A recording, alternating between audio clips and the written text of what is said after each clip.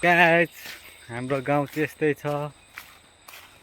अब हामी दुईजना चाहिँ यतै पट्यार छ जङ्गलघारी सुपारीको रङकाट। हामी चाहिँ यता बगरतिर जाँदैछौँ मामारा भन्छ। घरहरू यस्तो यस्तो छ, मान्छेहरू सबै परदेशी लागेर घर गाउँ सबै जङ्गल बनिरहेको अवस्था।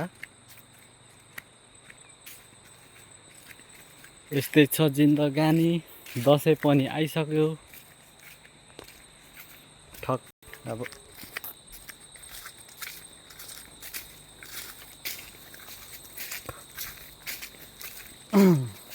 चाहिँ रात पर्न आँटेको अवस्था छ। छ्याप्प लाएर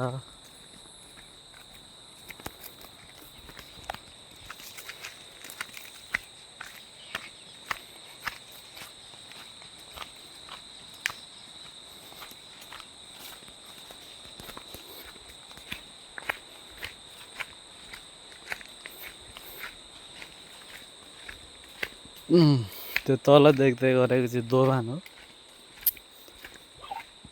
काली खोला र थाक्ले खोला। खतरा आउँछ बाढी फेरि बर्खामा। यो खोलाले कतिवटा मान्छे लग्यो?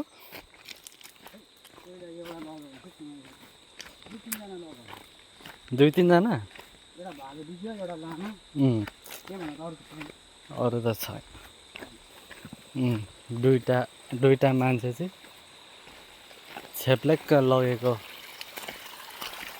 भन्छ। अब हामी त सानै थियौँ। बाटो त